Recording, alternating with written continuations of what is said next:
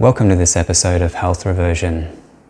You're here with Adrian, and in this episode we're going to be looking at salicylates, amines and glutamate. If you haven't come across these particular food chemicals before, I'll provide a brief summary of each one. Let's start with salicylates. Salicylates are naturally occurring organic compounds found in a wide variety of foods. Primarily, they're found in their higher concentrations in fruits and vegetables. Some fruits and some vegetables have low levels, some have moderate levels, and some can have extremely high concentrations of salicylates.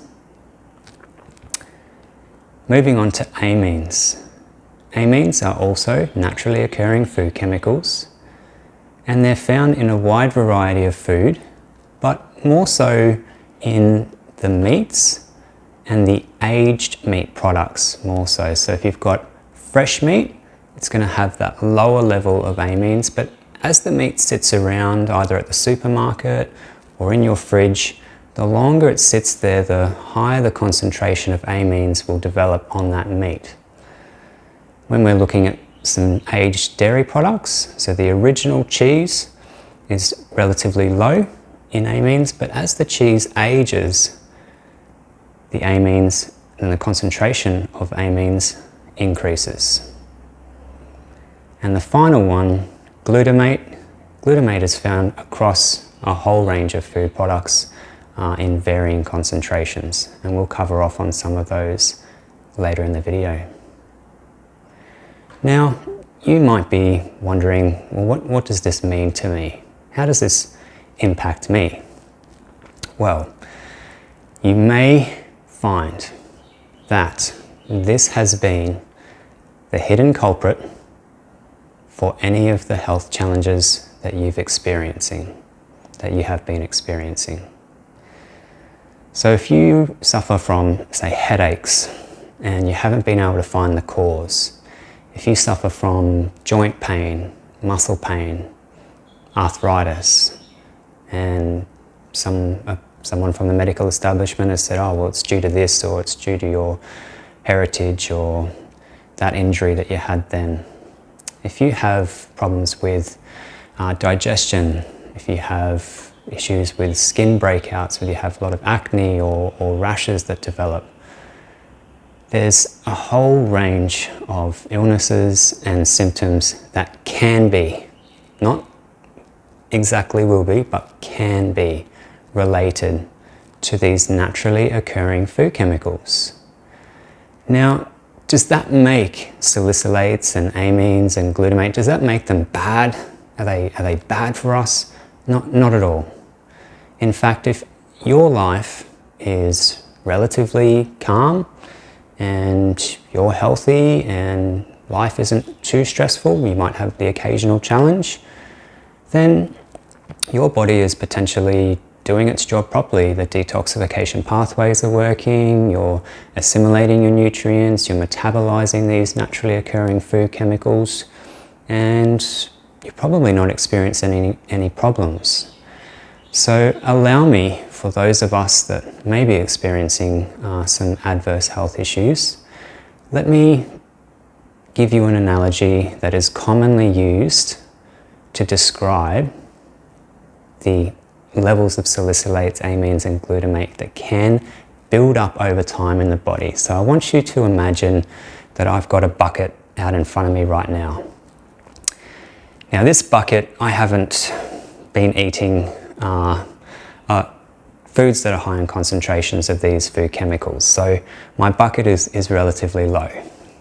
But then, I get invited out to a social event, and there's lots of different food, and there's some, beef jerky and some salamis and a bit of aged cheese over there, and there's some finely aged wine, and there's all kinds of delicious, enjoyable foods. And I can't help myself, so I've got to have a little bit of this, got to have a taste of that platter, etc. And slowly but surely, these natural food chemicals are just going to build up in my system. They will be assimilated and they will come out, but it just can take the body some time. Now, why is it taking the body some time? Why are some people getting through life, they're able to eat anything that they want? And yet sometimes you look at them and you're like, how are you able to eat all of those foods? And when I eat the foods, it's, you know, I have problems. So let me help you to explain that through the bucket. So, if you're experiencing stress, and stress can be in many forms. It could be related to work or your source of income. There could be stress in relationships. There could be stress with the family. There could even, and this is a very popular one at the moment, if we're honest with ourselves, there could even be a whole range of stress related just to the current goings on in the world. So what happens is your body, doing the thing that it does best, which is to look after you and sustain you, diverts attention and diverts energy away from, you know, assimilating your nutrients, doing the digestion efficiently. It's still doing those processes, but it's just not doing them as efficiently as it usually does, because it's trying to figure out a solution to your friendship problem, or to the problem at work, or to what's going on in 2022. So if you can imagine this bucket, and then you've got an immune system and a detoxification system and a digestive system that's not operating where it should be because you're under a bit of stress, there's been a bit of trauma, there's some challenges, then this bucket doesn't always get reduced down to the levels that would make it clear. So it can fill up, and then what happens is the body just, for want of a better word, it becomes just overloaded with toxins, because it's not only the naturally occurring food chemicals that can make it quite toxic within your body, but it's also everything else. And I'll do further videos on this in relation to the air that we breathe, the other things that are contained on our foods, the water that we drink, the things that we put on our face, things that we wash our hair with. I'll cover them at another time. So let's get back to this bucket concept. I don't want to lose you here, because this is really important to explain. So you're eating all these foods that you want, because a lot of the time you're wanting to keep up those social engagements, you're wanting to feel good, you're wanting to eat for comfort. It's completely okay, that's completely fine. There's no judgment here. I think everyone does it. It's just unfortunate that those foods that you reach for to do that, so it could be strawberry milk, or it could be chocolate, it could be your favorite chips that are flavored with barbecue, bonanza, sausage roll flavor, I don't know. But it's those types of foods that are loaded, absolutely loaded to the hilt in amines, salicylates, and particularly glutamate. And what happens is your bucket's reached, the body just can't handle it anymore, and you will start to exhibit certain symptoms. So it could be some issues on your face. You're like, it's interesting. Maybe that's the milk I drank last week. That's the correlation. Or maybe you think, geez, I'm getting those headaches again. I don't know. Maybe I just need to go and drink more water. I need to drink more water. That's it. I need to drink more water. So we come up with all of these solutions, but fundamentally, we're actually quite toxic inside, and we've got our full bucket. So now that I've explained that, and I really hope that I've been able to explain that in a manner that you can understand and potentially even relate to. All right, the solutions. I'll talk very briefly about some research that has been conducted for many decades now out of the Royal Prince Alfred Hospital in Sydney. Their allergy unit has compiled lists and lists and lists of foods and the content of these food chemicals in them. So that can be quite resourceful. So you can do your own research in relation to that. That's the Royal Prince Alfred Hospital Allergy Unit based in Sydney. I'm sure if you do some searches, you'll come across that information.